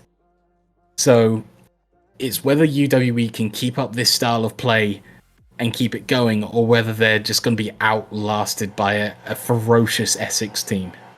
Outlasted and potentially outgunned. As that was it. It was the fact they managed to hold Essex scoreless in that last game is kind of insane when we've seen how much pressure this Essex offense can put on any team. So holding them to no goals at all is quite the achievement in and of itself. Scoring the goal at the other end of the pitch to put themselves ahead was UWE's big achievement of that last game. They're looking to start off early as well. Incog with one on target will be denied by Lexno, but that's early aggression, early pressure coming out from UWE's side. The demo may come through, may give space for Essex to score this first goal, and it will. The switch finds his way under two defenders as well. That was opened up by a good demo just before. Leave it with no doubt that you are scoring. Sebadam trying to recover the shot from the save from Incog. Maybe should have stayed low with the angle that Incog was just trying to promote the switch. Just maybe a slight moment of desperation rather than communication from UWE opens up the net. That's it. All it takes is one moment and Essex will be right back in this game. You're absolutely right. Losing the last game has also not seemed to affect them in any way, as they're just straight back to playing exactly how they played in game 1 and in game 2. Game 3, it is working out for them. Series tied at 1-1. Both of these teams looking for that all-important game 3 and the match point that comes with it, and it will be an attempt from the UWE. Rattles off the side, and Piers will carry this towards the side wall, but first touch carried a little bit too close to the defense and makes all of this follow-up a little bit awkward. It's still there, but the chance broke down a little bit. George and Switch now 1-on-1, 2-on-1 with the defender, I should say, and it was plenty of ways that could have gone better for Essex, I think, if they played it a little bit slower and with a little bit more creativity. Now in front of goal again. George will just be found from behind. That time did try to play it slow, caught up to from behind by Incog, and the shot will come through once again. Lexington looking for the crossbar down shot. Won't find it. Sebadam and Switch in the middle of the pitch. 1v1. George looking for his teammate in the middle. It's high. It's just over the crossbar. It's touched higher by a UWE defender. That's good defense coming through. They're managing to keep their goal just about clean. But the problem for UWE right now is they can't just keep their goal clean. They need to go and score. And it's not looking like Essex want to give them any hope of doing so right now. They will continue. Like I said, they will continue. They will continue to nag and be rude and mean in your own half. But Essex just don't have an off switch, and it might be a bit weird. That might be why Game 5s are such a curse for Switch. Might be the only game where mentally they get affected of realizing, well, actually, they're getting it. We might have to change things. But at the moment, in this Game 3, UWE are behind, and they are getting mauled at the moment by Essex. Yeah, mauled on the pitch, but not in the scoreline, and that's important. All it's going to take is one moment for UWE to turn this goal in. Maybe 2 moments, though. Switch puts that one on target. Good save by Incog, but that was a good shot from Switch, getting much higher than anyone else in the middle of the pitch. It is still UWE penned up in their back half. Flick forward by George. One beats one, doesn't beat two. Lexno will keep it high, and this is a play that the side of Essex are loving right now. Just put it high in front of the goal, and maybe the follow-up will come through, because it seems like UWE are just struggling to get a player under these high balls every single time. Feels like, it does feel that way. It feels like Essex are just sort of daring them to waste their boost. Go on. Oh. You know we're going to attack like this. Waste your boost. Go on. And Switch comes through with a great ones play to take the lead to 2-0. And I think that's, you can kind of see Incog hesitates a little bit there, and that's partly because Essex have just spent the last minute and a half kind of training UWE. It's like, now we're just going to put it higher, put it off the back wall, and then try to shot after it, and then the Switch just runs directly at him, and Incog, deer in headlights, freezes up on that one. They look for another goal as well. Switch can't quite find the follow-up. It's an infield pass, though, and this is just Essex all of a sudden. They found the higher gear. It was UWE in Game 2, and Essex are just out of nowhere. So much more threatening they seemed even a minute ago. So well put together by Essex. I say they don't really change their style, but they do change the way they attack.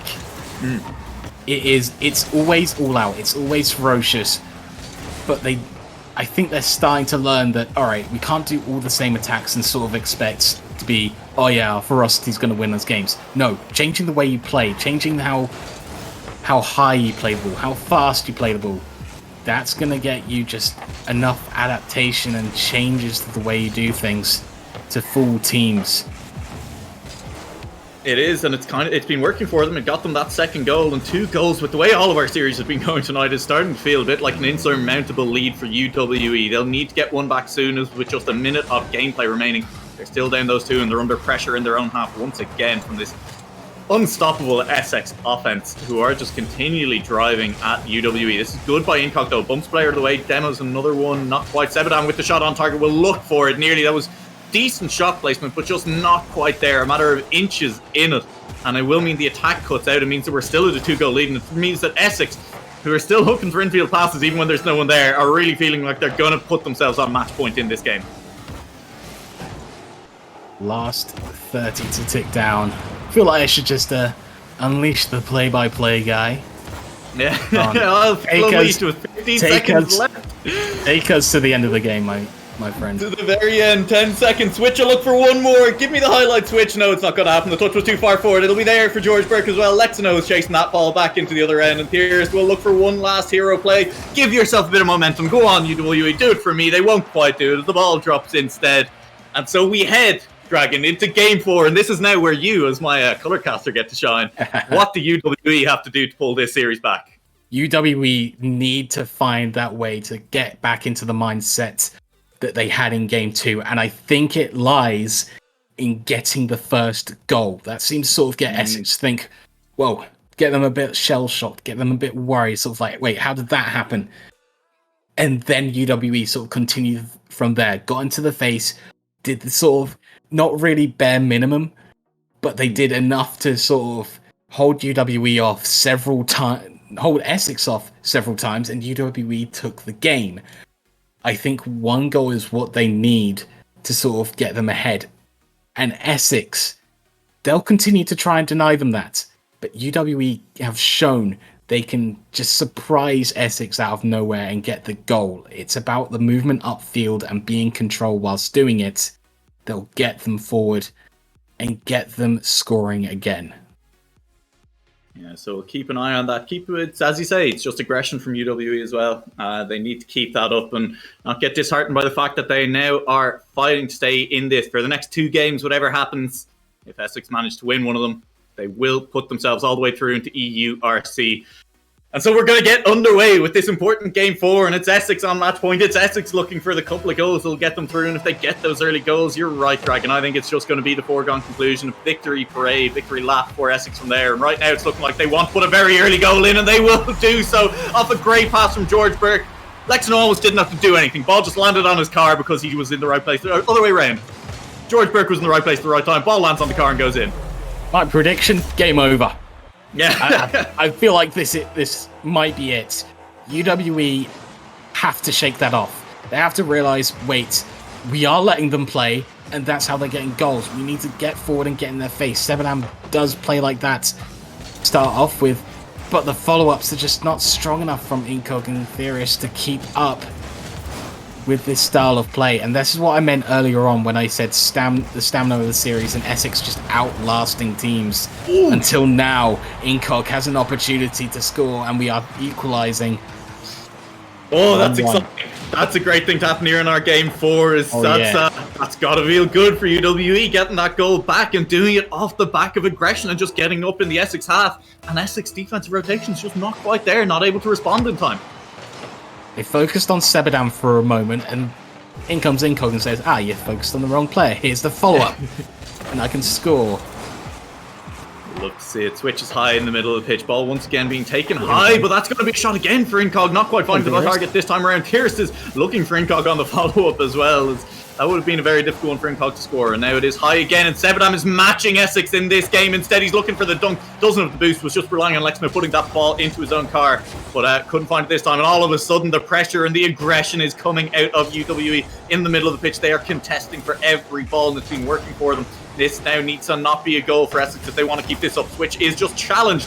Shot taken out before it can even happen. This is there for Sebadam. The touch is forward. It's high off the back wall. Switch has to get to it and does on that one. The pressure will still be there. The follow-up shot. 1, 2, 3. Bang! It's who scored it over 2 defenders from Essex. And this is unrelenting from UWE. Don't you think your own medicine is just a little bit bitter, Essex? It's just... Like you said, unrelenting pressure coming through from UWE, and that's what earned them that opportunity, and that's what earned them that goal. Now Essex, once again, they are feeling shell-shocked. They're realising, wait a minute, they can play just as quickly as we can. We need to get back into this as Switch takes it forward, but he doesn't have the boost to continue. It's a little bit too aggressive as well. You could see it. George Burke was flying forward under that ball, expecting Switch to get the play forward. Couldn't do it that time around. Switch now looking for Lexano on the other side of the pitch. They have switched up the play, and Switch now will look for the follow-up again on that one. Incog will pass it straight to Switch. This is a little bit dangerous, but there feels like too many UWE players in goal. That could have gone in if George Burke just dove at it a little harder. And for just half a second there, the aggression disappeared out of the Essex side, and they gave up a shooting chance for it. Now look at the other half. This is UWE. It'll be on target again. That's a big miss by Lexano and not expected by anyone on the pitch. Means that it will just be Switch not able to turn around in time, as that's all just set up by a big miss. Lexano bumping off the crossbar. Oh, you hate to see it coming off the crossbar like that. Again, a rare mistake coming through in terms of mechanical play, as opposed to being opened up through the work of UWE. It, and that means that we will be sitting now at 3-1 for UWE. Could be sitting at 4-1 now. Lexano is still back to cover that play. We'll see Incog stealing boost away and getting demoed for it as well. And another demo comes through. That means there's 2 players missing from this UWE squad, but there's no one in a position to capitalize on it for Essex. And though there won't be a shot on target, there won't be a goal. We'll stay at 3-1. This ball is still in front of UWE goal, but it's gone now. As finally they're getting it clear. Lexano off the side wall, trying to pull something off. We'll look for the back ball. Won't find anything. It's ran out of boost, and the touch was there for Incog anyway. UWE are just doing so well to just genuinely not allow Essex to even come close to getting a shot on target right now, and Essex are struggling to actually open up this UWE defense. This ball now will stay loose in the middle of the pitch. Incog will fire it onto the back wall. Switch will just knock it long. We'll try and find George Burke, but that was overly optimistic from George Burke to try and jump from that far away. This is just rolling towards the goal. Incog will come across and find it. Good communication means they were aware of that switch. Puts it back on target. 2 players bent up for that one, but the follow-up isn't there again from the side of Essex. As the touch was good and clear from UWE. George Burke against 1, down to switch. Touch forward isn't great. It'll be there for Fierce, but the clear will go directly into George Burke, who will put it across the face of goal. Will beat Incog, but will go directly into Sebadam. No players follow up there from Essex again, who are maybe playing a little bit on the back foot right now. He said that they're rattled, they're not chasing up as aggressive as they had, and these chances where misses do come through from UWE aren't leading to shooting chances for Essex. It still continues. UWE getting themselves onto the back line, getting themselves onto the front foot of this match, and these huge clearances coming through from Theris. This is all he needs to do. Sebadam comes forward with control. Theris comes forward with big blow. Seems to be they always have their unique ways of moving forward. Theris with a big hit. Incog will sometimes want to find a pass to Sebadam upfield. Sebadam likes to come forward with control, with a dribble, an air dribble, to move upfield. Yeah, it makes sense when you look at each of these players in the team as well. Sebadam has been the player today we've really seen do things individually, and Incog's been the player coming in and cleaning it up with the passes and being in the right place at the right time. Theris playing a good third-man role. This time around, though, will get beaten by George Burke, and the touch off the back wall means there's going to be a shooting chance there, and it's nearly knocked in by Lexano. Top right corner is defended well by UW for the moment. With only 10 seconds left in this game, it's 2 goals needed just to keep Essex alive in this game and not send us to a game 5. A game 5 I'm sure Essex want to avoid, but they will not be doing so, as UWE have fought back in this game 4, have brought us all the way through a game 5, and with the momentum on their side will be looking to deny Essex in a qualifying game again in an EURC qualifier. The thrill of game 5 seemed to be a little bit too addictive for our good friend Switch here, as they move on to it. And UWE, taking my advice perfectly, they found the way they played in game 2, and they have found a way to counter Essex with consistency. They score 3 goals this time. I believe in game 2, they only found 1. So, my goodness, UWE, they put on a performance of a lifetime in that game. And they need to do it one more time. They want to take Essex down. That's the problem with the best of 5, is putting on 1 good performance isn't enough. Putting on 2 good performances isn't even enough. You need to put on all 3, and they will need to do it in game number 5 here. All important. It all comes down to this. The entire day now rests on this game. I mean, sure, you get another chance in the lower bracket, but would you rather play 5 minutes of Rocket League or a potential 30 more minutes of Rocket League in order to put yourself into this EURC? As we are now keeping an eye on this server, it looks like it is potentially going down here, Dragon. We may need to remake. Yeah, it's gone down for me. We need to remake, which gives the next moment for Switch to gather the troops and tell them, right, stop letting them do what we do to ourselves. That's just keep it tight, keep it focused on the attack. And one of the things that I think has been missing from the Essex gameplay, and partly credit to UWA on this, they've been doing a good job of shooting down the shots, but really the Essex team that we saw in game 1 and in the game 3 that they won as well was just landing their shots. They were nailing them if they were given even half a chance in a tiny bit of space, and that just didn't seem to be true in game 2 or in game 4 that they lost. And now they have to reset just a little bit. They need to reset now and go again. And that's what they've kind of been doing throughout this series. I mean, game 1, they played their style. Game 3, they played their style. Game 5, they might want to hope that they can start playing their style once again against UWE. And that's when they are most comfortable. That's when they play as they usually would. So it's a question mark. It's a huge question mark that is above their heads at the moment. Can they do what they just normally do against teams? Well, if you're an Essex fan, you'll be keeping your fingers crossed that they can. If you're a UWE fan, you'll be hoping that UWE will be the better Essex in this series and just have that little bit more pressure, stifle them a little bit more in their own half. And either way, we're going to find out. We have 5 more minutes of Rocket League and potentially a little bit more if we go to an overteam to decide which of these 2 teams is going all the way through to the EURC main event. And it is UWE coming off the back of a game 4 that they won 3-1 with all of the momentum, all of the pressure. And it is Switch, I think, the man that we're looking at to try and deny that, to really step it up on Essex and push this team all the way in through this game 5. That's a great field pass to do it. That was Switch just thinking about 5 steps ahead of the entire defense. That's right. Slow down what you're doing. Slow down the speed of play, and it completely caught UWE off guard. That's exciting. You called it in game 4, is sometimes Essex managed to switch up their style of play it a little bit differently and play it smart, and that was definitely switching up how he has been playing so far in this series. It's worked out. UWE, though, we've seen them come on the counter-attack. Don't forget, they dropped 1 goal down in game 4 and then came back to win 3-1, so they'll be hoping to do that again here in game 5, hoping that early goal won't mean all that much, and it looks like they're going to get a little bit of pressure of their own here. Switch will get it clear. It's not a great clear, though. That means there's room for a counter-attack straight through. Nothing to come of it from UWE, though. Incognito just found a shot on an open net, and Switch comes through. If that shot was a little bit better placed, that was a huge hole in the Essex defense that could have rammed through. Don't find the gap this time. George Buck has to clear up for Essex. Hold your nerve, Essex. Hold your nerve as Sebadam moves forward dangerously. Boost missed there by the UWE player. That means that'll slow down, but you're absolutely right. It needs to be Essex holding their nerve, something they didn't do great in game 4. Sebadam just puts that one low towards goal, and Lexno with a good little wave dash onto the floor will do it. That's good infield pass though again. Those are working well for Essex. The save is there this time around, but those infield passes so threatening so far in this game. Absolutely vicious. They come either flying towards you, or they're very close to the net and done so unexpectedly.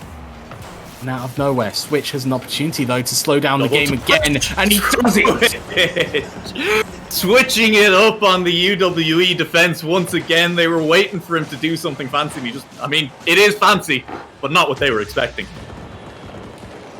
It's worked out perfectly.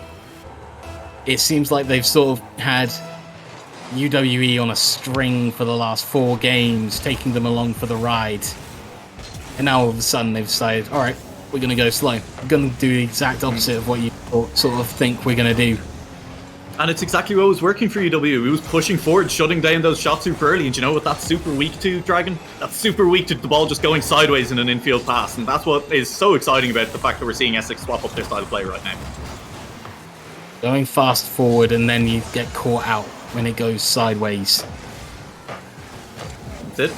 That's exactly what's been happening in UWE. We said they copied the Essex playstyle, see if they can do it again. Maybe get a few infield passes of their own. Right now it's not. It's Sebadam to take it high, Sebadam to take it off the back wall. Will be caught out by Lexno instead, and George Burke will be up in the face of Incog, shutting that shot down, but it is still here for UWE off the sidewall for this moment in time.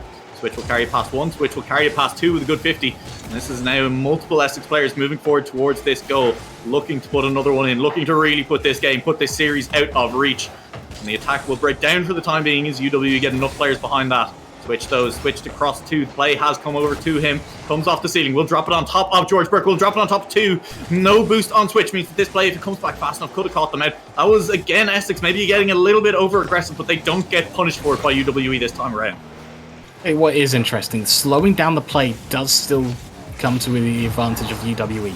As Sebadam, it's not what he's known for, but it's still something that is deeply embedded into his arsenal. The 1v1 skills is built over a long time. This can still be worth it for UWE. Maybe reverting back a little bit. Let Sebadam take control. Let him be the center of attention for the team. Moving forward, Incog trying to set it up into the center. Sebadam waiting patiently at the center of the pitch. Bit of a scramble defense there. Sebadam was waiting. 3 members of Essex were required to get that ball clear. Maxino now will be in the corner. Will manage to get one over Incog. Sebadam though off the wall. That's a big miss. That's just Theris now in defense. Theris does manage to get that one first, but uses a lot of boost to do so. And so the counter attack could be deadly for Essex here. Lexno misses it, and that'll slow the whole thing down. Help me move forward, take control. George Buck sends it to the side. I think we've had a lag out for my colleague, but not a problem. There we go. He has left the party, unfortunately. So here we go. The end of the series in sight for Essex. Finally, a Game 5 win on the cards, but UWE will do their very best to stop the party early. Incog towards the side, blocked out. Like Snow can't maintain full control as Incog moves towards the side, up the sidewall to the ground. Ground pinch and completely unexpected for Essex. Incog goes up, Sebadown trying to follow, but Incog is the one who needs to do the job. Sending a bouncing pinch towards the net. 26 seconds to go. Essex 2-1 up still. Here's the follow-up on the kickoff. Sebadown towards the corner. It's Incog. Follow-up. Goal!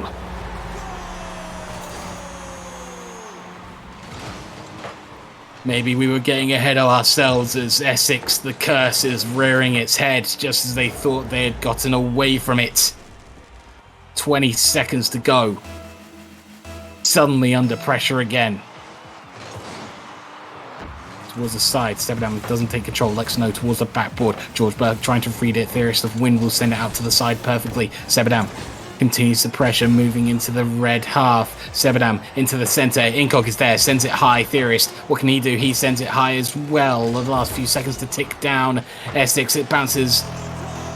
But not quite the touch that Switch would have wanted to send it high upfield. George Burke meeting Sebadown into the center. The kickoff won just about by UWE as the follow-up comes through from Theorist. Switch upfield to the diagonal. Theorist can't read it. Sebadown can. Out to the middle. Lexano, the shot on target. Incog recovers in time to send it out to the side. George Burke misses out on the challenge as Incog controls it upfield. Switch takes it past Theorist of Wind thanks to George Burke. Takes it past Sebadown. That's about 2 out of the picture. Incog flies past the ball. But Essex cannot make the most of their situation. Sebadown upfield, saved by Switch towards the side. Lexano upfield again. Switch in control, redirect towards net. Incog puts it out to the side. Theorist of Wind will need to follow this, but it's actually Incog coming through. Switch drops it down. Theorist of Wind, great save out to the side. Lexano will continue the play. Essex under the influence of the attack. And Sebadown wins out that 50-50 as it comes off the wall. George Burke into the centre. Theorist of Wind keeps it moving into the Essex half. Lexano, big flick upfield. Lexano trying to drop it down. Can't. Incog out to the side. George Burke into the middle. And I've made it back just in time for the last bit of this overtime. I think what you missed out on was the complete collapse of Essex in the last 20 seconds.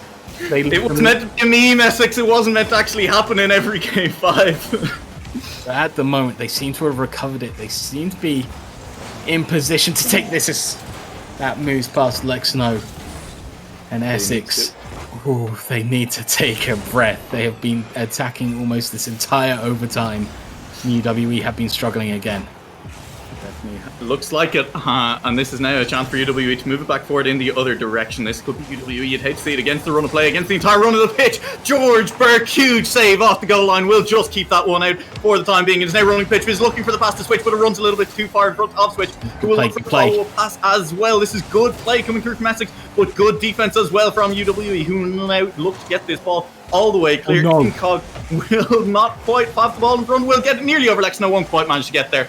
As now this is a reprieve again for Essex, a chance again to carry it out. They've landed the ball on Sebadown. Sebadown flicks it high. It's an over one. It won't beat George Burke on the goal line, as this is just end-to-end Rocket League. It's goal line to goal line, and neither team is giving an inch at the moment.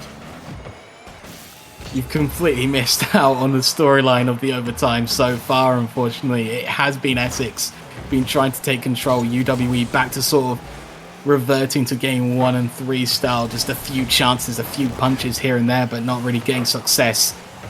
But Essex, what they haven't done with their pressure is score and take the final goal. They've had so many good opportunities to finish off this series, but none of them have been taken, as Incog almost finds the way through to the net. Nearly does. Theorist will be the next to try on that one. And okay, so this is Essex now, having had all the pressure, now on the back foot, now looking to just be beaten out by Sebadown, who will go all the way into the top right corner and be denied. Switch at the last second, but it's there for Theorist. Theorist will come through, and against the run of play, against how the series was going, against how this game 5 was going, the play will go to UWE, the game will go to UWE, the qualifying spot to EURC will go to UWE. The entire story of this game turned on its head in 30 seconds. That's all that was needed for UWE to claw their way back into this game and take it from the hands of Essex in the last few seconds. My goodness, what a series. And the storyline of being so close yet so far for Essex continues. And I mean, it doesn't get much closer, but much further than that. I mean, being 2 goals up with just 20 seconds of play remaining. I mean, look, my internet went down. I was like, doesn't really matter. I mean, at the end of the day, we've seen what was going to happen in this series. And yet somehow there was still 4 more minutes of life in that game 5 as UWE make the miracle run to come back. And now Essex, they have some time. They have a break. But what does that break do? That is going to get in their heads so much over this time that they let that slip.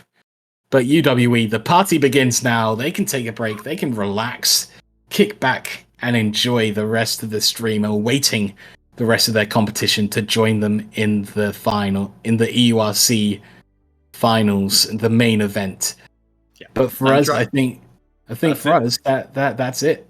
That's us for the moment, except I might be coming back later depending on how situations evolve. But overall, what a qualifier we've had. Been amazing. And that, as you say, will be it from us. There will be more casters on soon, and of course they'll be at least as good as us. If not, I'm not going to say better because that'd be far too self-deprecating on both me and, of course, on RW Dragon, who has been joining me for this stream. Hope you've been enjoying the game so far. Don't go anywhere. There is plenty more Rocket League to come this evening.